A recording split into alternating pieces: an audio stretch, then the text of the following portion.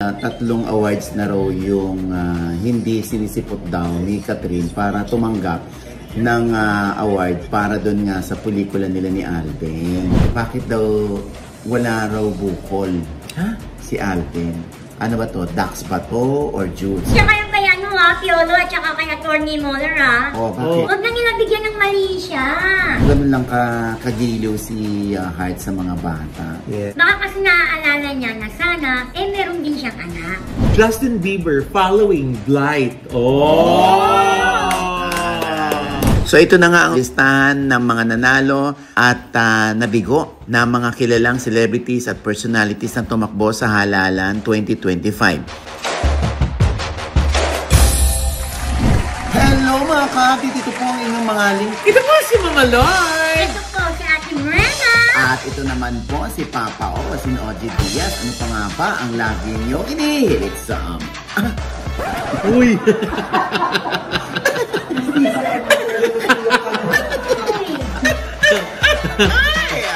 Ichika mo na dali!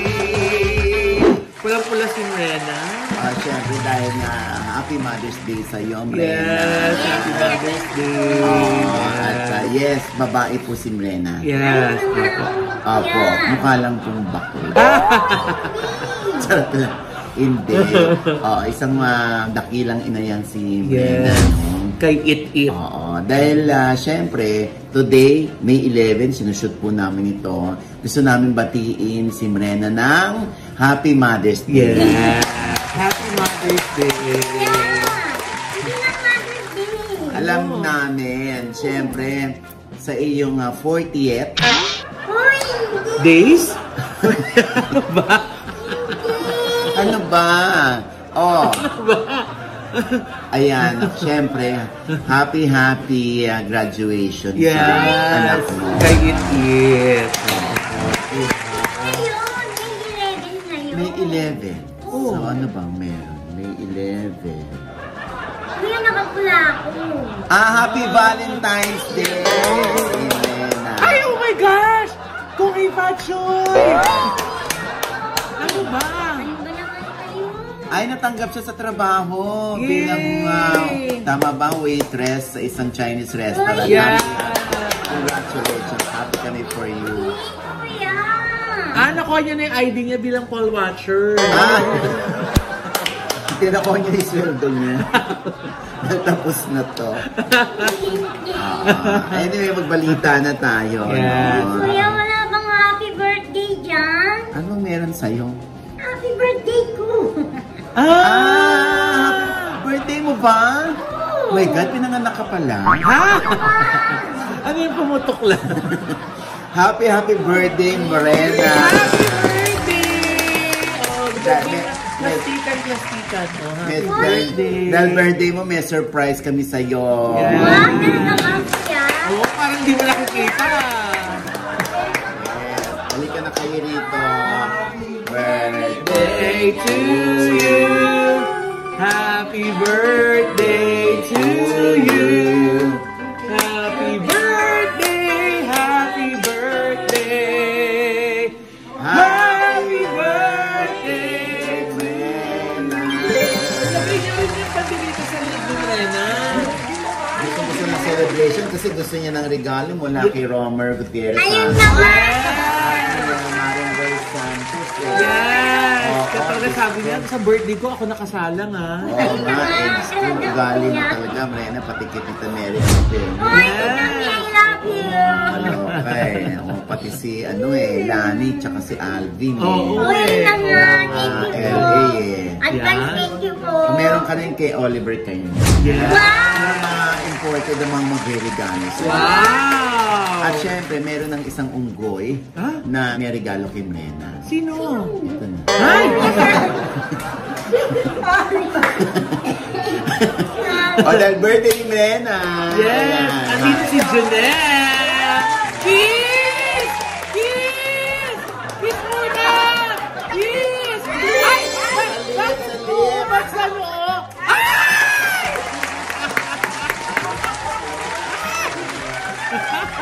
Kilig na kilig si ate, oh! Happy birthday! Anong wish mo for your birthday? Sana daw matapos na. Matapos na yung kaso. Ang lahat. Ano nga, bukod doon? Eh, kuya, syempre mahabang buhay. Feeling mo ba maikli? Nangangaramdaman ko, kuya. Huwag ka nung Bena. Ano ka ba? Ano Ay, ka ba? gusto mo. Tigil mo kasi yung date. Date ka ng date eh. Anong wish mo? Ay, kuya, mahabang buhay. Ano pa? Sana magtagal pa ng show natin. Yes. Hindi, nagtatagal to. Ikaw sana magtagal ka. Pag-iisipan pa natin. Ay, kuya. Ano pa? Ayun lang, kuya. Sana may bonus. Ay! Kasi pinilit ko po. Yes! Oo. Nag-present na eh. Malay mo naman ang bonus mo ay matatapos din ang kalbaryo. Alam mo na kung ano yung Yun. Yun ang magandang bonus. Diba? Be amazing. Yes. Be alluring. Ha? Be adorable. That's Mrena. Kaya Mrena ha, happy birthday, mahal ka namin. Wala naman kaming choice. Oo, dahil ayan o, si nagmamahal sa'yo si Junel. Yes! Yes. Ay, kinikilig ko. Kiss nga ulit! Kiss nga ulit! For the second time around! Kiss nga. Halina, isa pa. Uy, parang ayaw ah! Ikaw mismo rin dito sa ginawa. Sabi ni Junel, buti na lang, nag-birthday. Nakakaloka. Sige, magsilayas na kayo dyan sa likod. Nakakaloka. And with that, mga kaibigan, ay, di ba ba? Nakakaloka. O, ayan. Tingnan mo na. Siyempre, thank you kay Jex at kay Maita. Yes. At saka yung cakes. Di ba? Ang dami Cakes natin mula cakes. sa Mula sa Heavenly Heavenly Dessert. Dessert. Ayan. Ni Chef Jen. Yeah. At syempre, hindi lang yan. Meron ding pahabol ang Sushi Fry. Para sa... Ay, ang init pa Yes. Ito yung Sushi Fry, oh. Birthday girl. Ito, Sushi Fry. Yes. Sushi Fry. Oh, ayan. Oh, ang sarap Ayan, ng handa ni Mrena. Pinakamasarap na baked sushi na natikman ko. Yes. Galing sa Sushi Fry, kaya may dalawa na silang branches. Wow! Oo, ayan, init pa, Mrena. Di ka, Diba? para mabanlian ka. Uy, may init pa nga. Para mapasok. Oh, ayan ha. Thank you so much. Thank you po.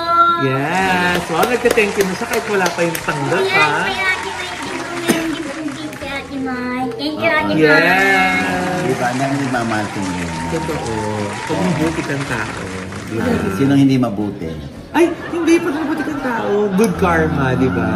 Maraming magmamahal sa'yo. Correct. At syempre, naku, eto na, magbalita na tayo, no? Oh. Natapos na yung eleksyon. Oo. Oo. Syempre, sino nga ba ang mga napipintong maninilbihan sa bayan? Yes. Eto po. So, ito na nga ang official at unofficial na listahan ng mga nanalo at nabigo na mga kilalang celebrities at personalities na tumakbo sa halalan 2025. May nag-compile ng listahan, ito'y courtesy of Attorney Ton Newswatch at dinagdagan lamang natin ito ng ibang impormasyon. Kaya ito na sila. Wagi, sina Bam Aquino at Kiko Pangilinan na hindi mo akalain na sa top 6 pa. Si Tito Soto rin ay naroon sa listahan. Si Senator Lito Lapid ay naglalaro sa 11 and 12 slot.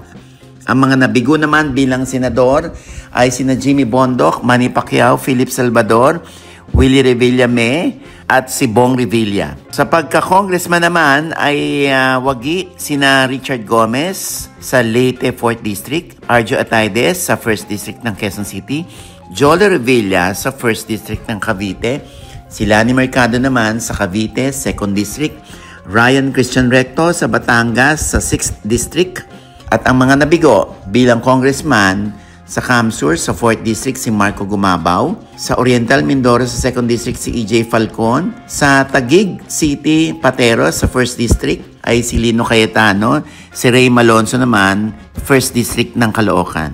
Bilang governor naman ay panalo si Ate V. Vilma Santos Recto sa Batangas, si Daniel Fernando ulit bilang governor ng Bulacan at si Sol Aragones, congratulations naman, bilang Laguna Governor. Ang nabigo naman sa pagka-gobernador ay si Dan Fernandez ng Laguna. Sa Vice Governor naman ay panalo itong si Alex Castro ng Bulacan. Ang mga nabigo naman bilang Vice Governor ay sina Luis Manzano sa Batangas, George Jericho Ejercito sa Laguna at si Jem Castillo sa Laguna rin. Panalo naman bilang Mayor si Vico Soto sa Pasig City, Lucy Torres Gomez or Moc City, Jennifer Mindanao Cruz or si Ina Alegre sa Pola Oriental Mindoro, Isko Moreno sa Manila, A.R. Ejercito sa Pagsanhan, Laguna. Nabigo naman bilang Mayor si Sam Versosa sa Manila, Raymond Bagatsing sa Manila rin, si Victor Neri sa Makati, Emilio Garcia sa Bae, Laguna, si DJ Durano sa Sogod, Cebu, ang talent manager na si Arnold Vegafria sa Olongapo, Zambales, si Bobet Vidanis naman ay hindi rin pinalad sa Pililla, Rizal at si Romel Padilla ng Cuyapo, Nueva Ecija. Sa Vice Mayor naman, ang panalo ay sina Dodot Jaworski sa Pasig, Gian Soto sa Quezon City, Mikey Morada sa Lipa City, Batangas. Nabigo naman sa Vice Mayor sina Yul Servo ng Manila, Philip Cesar ng San Juan, Monsur del Rosario ng Makati, Angelica de la Cruz ng Malabon at Anjo Iliana ng Calamba, Laguna.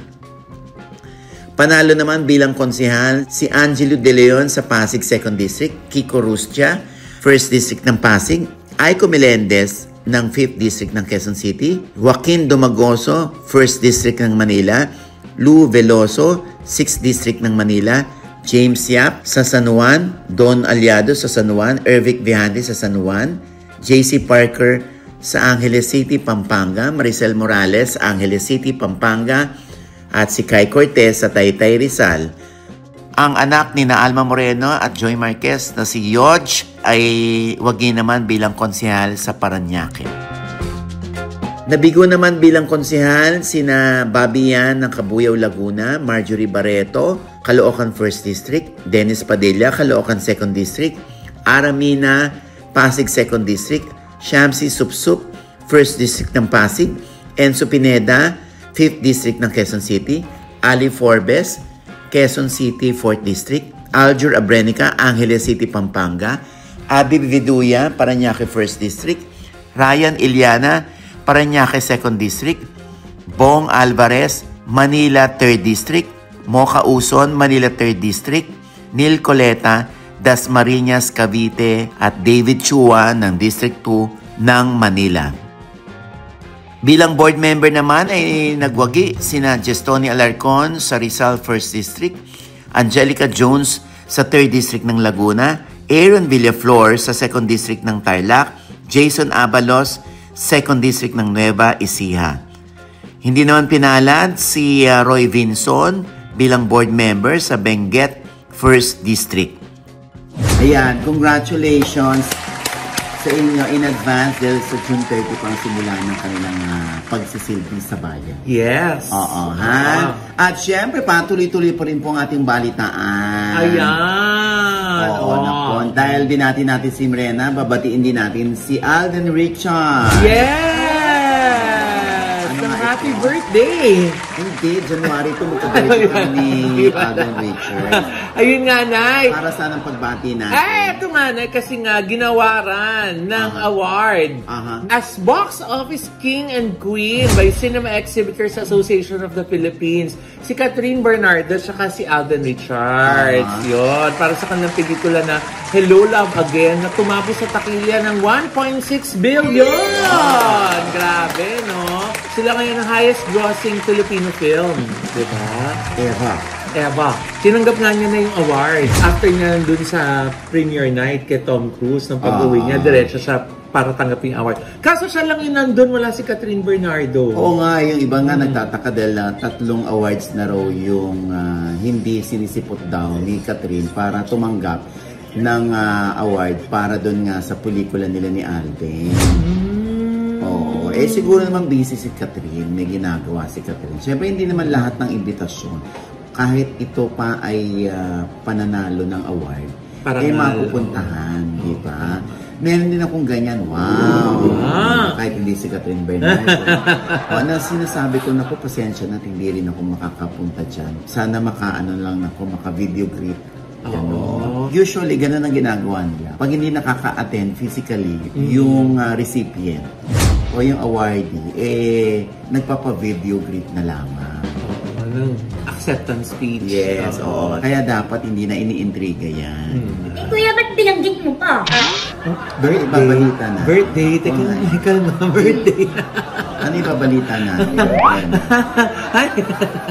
Mainit yan. Mainit yan. Maldita ka eh.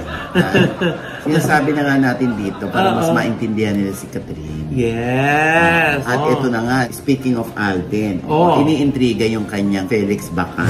Bakit? Kasi di ba nagsacycling si Alden, di ba? Oo, yun ang kanyang newfound passion. Tapos nagpapapicture-picture siya. Tapos ayan may isang picture na parang kinu-question nila. Bakit daw wala raw bukol si Alden? Ba't naman kailangan may bukol? Oo nga. Diba? Saan ba tayo nakatingin? Oo nga. Sa mukha? Sa upper head? Or sa lower head? Ay! Kasi kung sa lower head ka talaga titingin, talagang lilimiin mo yan. Ano yung lilimiin na? Di ba? Alam mo yun, di ba? Sa imagine mo, bago ka sumakses. Di ba? Ano yan kailangan, imagine mo yan bago ka sumakses para makita mo yung bukol. Yung lilimiin. Kaya lang nga, syempre wala silang nakita. Ano ba naman yan? Pati ba naman yan? Syempre may naman yung... Ano ba nakita nila? Masyado lang silang particular doon, lalo na syempre mga sa kabaklaan, hindi ba? Pag tinitinay na paglalaki, kung doon pa lang sa bukol, mahihinuha na nila kung ano ba to, ducks ba to, or jutes, ganon. Dito kasi may hiwa sa gitna. Sabi ng iba, parang may camel toe. Na yun, di ba, yung term na yun, ginagamit sa mga girls, di ba? Pag Felix Bacat yung may hiwa. Hello Kitty. Hindi, yung iba naman, talaga ang tingin nila nasa, naka 12 o'clock. Kaya, yung nasa ilalim, balls of fire. Balls of fire. Great ba yan? Great balls of fire. Kaya may hatichi sa gitna. At saka di ba parang may mga nagtanggol sa kanya na nag-post na ganun daw kasi talaga yung sa cycling. Yung parang nagiging effect pag sinuot mo yung mga mga outfit ng mga cyclist. Kasi nga syempre yung upuan ng pagka ganun mo dapat talaga may protection yung nakataas. Pag nakababayan, mauuntog-untog dun sa upuan. Syempre magkakabukol siya. Ay, nauntog. Diba? Kaya, so, hindi pa nauntog? Ha? Hindi pa nauntog nung time na yan? Hindi ko naman nakita. Yung hiwachi lang. Meron naman ganti na mo ikinumpare pa sa iba yan. Na ganun din daw ang ayos. Oo nga. Ganun din daw ang pag-aayos kapag naka-cycling. Kuya, bakit kasi doon kayo nakatingin sa baba? Kesa naman sa iyo kami nakatingin. Mas maganda na yung view sa baba. Kung tinakita ba sa'yo yung picture, saan ka tumingin, Rena? Sa baba rin. Yun ang pala Kasi ngayon ko nakikita kay Julian. Pasutin ka natin ng cycling shorts din si Janelle. Pwede ba? Pwede, kuya. Ngayon na ha? Ducks ba? Ducks ba? Ducks yan. Ay! Na Elia Bell si Jexa. Na-curious.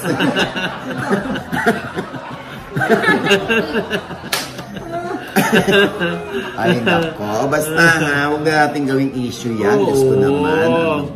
Teka, bago tayo masyadong malibang sa bukol ni Alden, bumukol din naman ng labis na kaligayahan ni Alden nang makausap niya up close ang idol niyang si Tom Cruise sa world premiere ng Mission Impossible sa Seoul, Korea. At ano nga ba ang feeling mo, Alden? Yun, Mama Ogs, sobrang surreal lang yung moment kasi syempre nung lumipad kami doon, hindi naman kami na-promisan na may chance talagang maka-meet and greet si Mr. Tom Cruise. But nagkaroon ng opportunity, mabait yung team niya, and apparently binigyan niya ng chance na ma-meet and greet siya nung mga influencers and celebrities that they invited for the premiere. So, siguro, wow, ngayon, nagre-reminisce ako, hindi ko na naman alam, na-excite na naman ako with the thought of it. But, yun parang, technically, I've been watching Tom Cruise in the past, 20 years of my life. And meeting him was an opportunity of a lifetime. Tapos, the reason why I was, after the handshake, I mean, during the handshake, kaya hindi ko binitawan yung kamay niya because ramdam ko yung firmness ng handshake niya. Kaya dinalaw ko pa just to show respect, and I told him basically everything on how he inspired me with all of his work, his yung stature niya of being an actor, yung mga nagawa niyang pelikula. Basically sabi ko po sa kanya na siya yung inspiration ko kung bakit hindi ako sa stunt double with most of my action scenes. Pero pag sobrang delikado na, syempre, doon na tayo nagpapadouble. And at the same time, siya rin yung sinabi kong, because of Top Gun Maverick, siya yung naging inspiration ko to be a reservist pilot ng Philippine Air Force. Kasi sobrang angas niya magpalipad ng jet. At meron siyang sariling jet. Fighter jet. So, yun, pinasalamatan ko po siya with everything. Sabi ko, thank you so much for your work and for inspiring a lot of people, not only people, but most of the time, you inspire a lot of actors like me. And sabi ko, I hope I can work with you soon. Tapos niyakap niya ako. Tapos nagulat nga rin ako with that opportunity. So, I'm just so happy it happened. It's a blessing. It's a humbling experience because I saw how Tom Cruise relates also to people. Ramdam mo yung sincerity niya talaga. He looks you in the eye. He listens to you intently. Ganun din siya with all of his fans. Parang yung meet and greet na yun, talagang iniisa-isa niya yung mga Korean fans. Kinakausap niya. Regardless kung gaano katagal, he's very, pag-entertain niya po sa mga Korean fans niya during that time is really remarkable.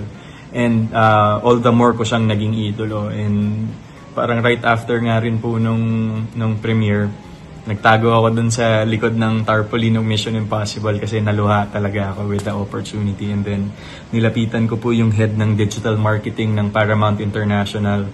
Then I thanked her, saying that thank you for giving me the chance to meet him and to get the chance to talk to him because it has been a childhood dream, and sobrang sarap lang po ng experience, and nakakatawa na na-inspire niya ako to do more as an actor and to do more as a person dahil kitang-kita mo sobrang bait na tao, sobrang accommodating, sobrang down to earth. And basically that moment made me realize why Tom Cruise is Tom Cruise.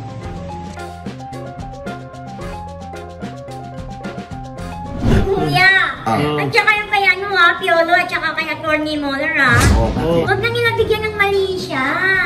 Oo nga, nakakaloka yung iba, no? Binibigyan nila ng mali siya. Diyos ko po, talaga magkaibigan lamang po yung dalawa. Okay? Yes. At pareho silang alaga ng Cornerstone. Same management. Yes, kasi si Atty. Moller ay parang influencer na rin siya. Kaya nag-YouTube na rin si Atty. Yun. So may collab ba sila ni Piolo? Yung badminton niya. Yun ang collab nila. Eto na nga, nakakaloka. Ang cute-cute ni Heart Evangelista. Ay, oo naman! Sa kanyang IG story. Yes. Ano nga yung laman ng IG story? Natuwa ako doon. Yes, kasi nagsha-shopping siya sa SM City Sorsogon. Siguro kaya siya nandun dahil baka dun sila botante, di ba? Oo. So, nag-shopping siya, tapos namili siya ng mga dahil maraming mga bata. Namili siya ng mga stuffed toys, tapos pinamigay niya sa mga bata. Talagang may ulit sa mga bata. Talagang she shares her blessings, di ba? Oo. Yan talaga yung maganda na ang mukha, maganda pa ang puso, di ba? Oo. Tsaka baka mamaloy, naaalim siya sa mga bata. Oo, Siguro, syempre, kuya. naaliw siya. Ano ka ba? Hindi mo nakita, aliw na aliw nga. Kaya nga, kuya, baka kasi naaalala niya na sana, meron din siyang anak. Kaya for parent naman siya eh. Ang dami niya mga fur babies. alam ko naman, Mamaloy, for babies. Pero for kids din siya. Gaga. Fur! F-U-R, hindi F-O-R.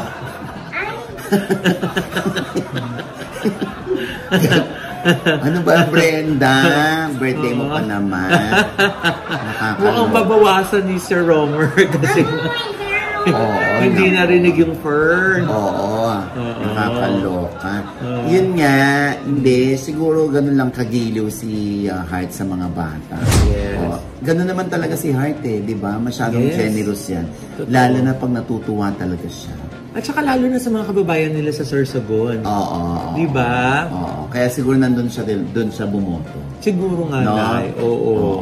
Pero ang ganda-ganda niya, no? Walang pupas. Divetch. Oo. Diba? But I love you, Heart. Ay, naku, bigla ko naalala. Ano, Nay? Lagi kayong trending ni Josa.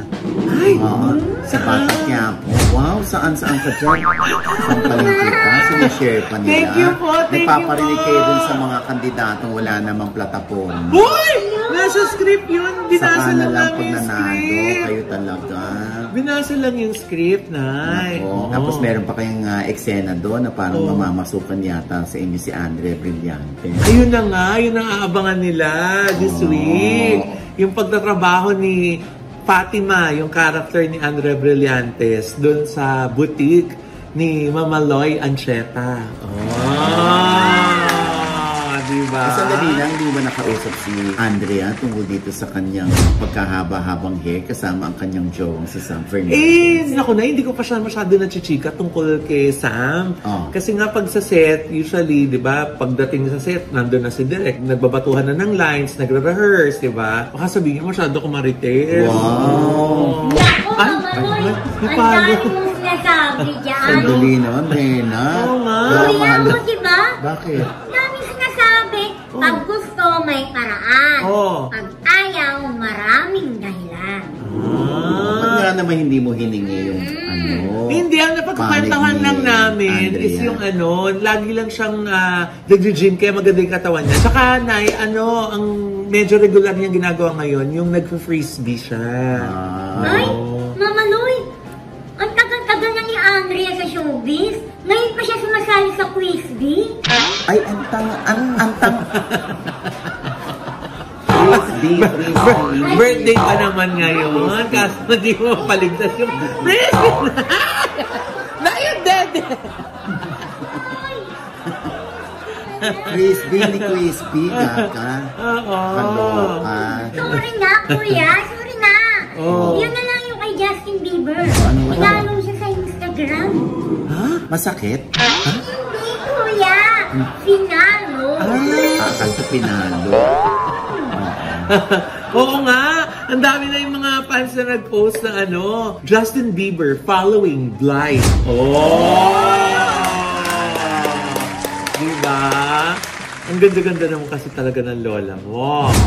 Diba? Siguro, siya, ni-research din ni Justin bago i-follow. Artista pala to in the Philippines. I've been there in Tacloban. Wow. Nag-perform ako dyan. Diba? Dahil binagyo nga yung Tacloban nung araw, bumunta yata si Justin. Or nagkaroon ng isang uri ng pandemya. Gano'n naman na, in fairness to Justin Bieber, no? The last time I talked to him. Wow! Totoo ba? How? Hindi ko siya masyadong nakausap kasi nagising ako noon. Kanya naging. Basta ikaw na, Andrea. Ikaw na, Andrea. Ikaw na, Fatima.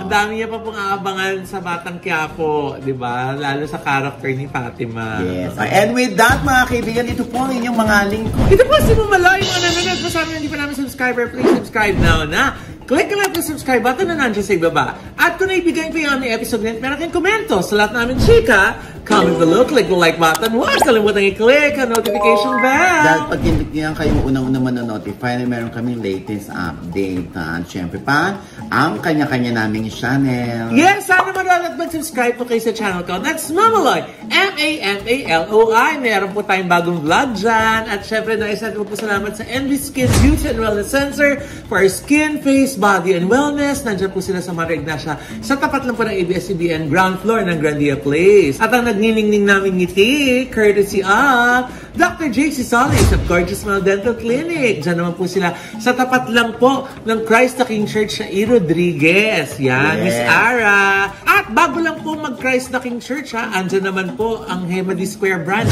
ng Anytime Fitness. Yan, napin niyo si Coach Mark. Yay! Ayan, at syempre pa, Mrena. Yes, hello mga ka-update. Follow naman po ng aking FB page. Ate Mrena po, M-R-E-N-A.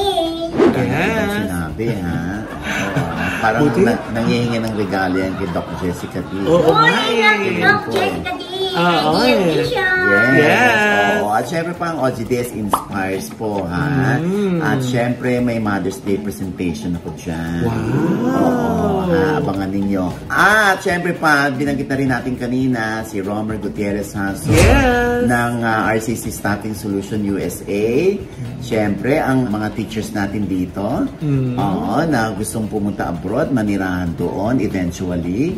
Ay, naku, ayan po, ha? Mag-PM lamang po kayo sa RCC Staffing Solution, ha? Yeah. Malay nyo ma-qualify kayo at matugunan nyo lahat ang mga kakailanganing requirements, no? Yes. Ganun din, ha, sa mga nurses natin na na NCLEX passers. Okay? Andyan naman ang White House Cares. Ayan, syempre ni Maring Rose Santos, ha? Oo, ha? Ayan na, mag-PM lamang po kayo sa kanila para sa mga requirements na hihingin. Legit din po yan. Yes. Promise, kasi kumari ko yan. Maraming natutulungan mga Pinoy din yan dyan. Yes, para sa New York makapagtrabaho sa New York. Ha? At syempre pa, magkita-kita tayo sa May 18. Nandyan po kami ni Mama Loy sa Lumiere Music Hall sa Beverly Hills. Ayan. Yes. Para sa premiere ng How to Get Away from My Toxic Family. This is a movie starring Sanjo Marudo.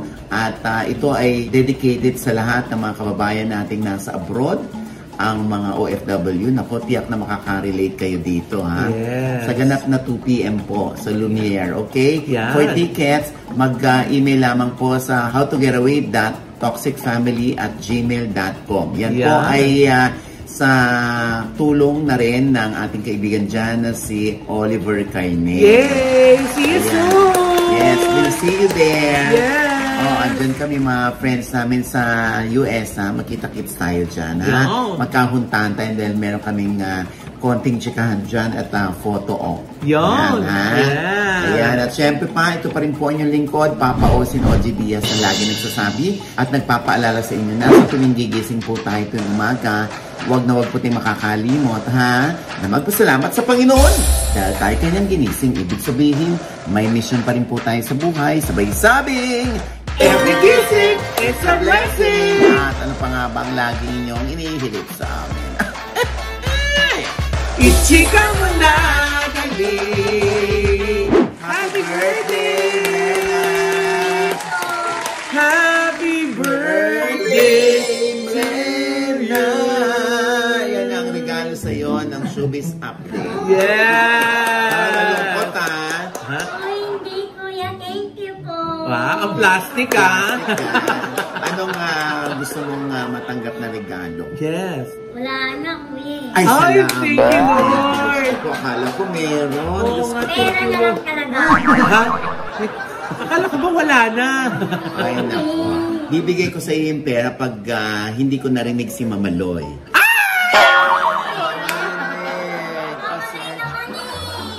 Ulit-ulit, ha? Hindi ko ibibigay sa iyo yung pera pag narinig natin si Mama Loy.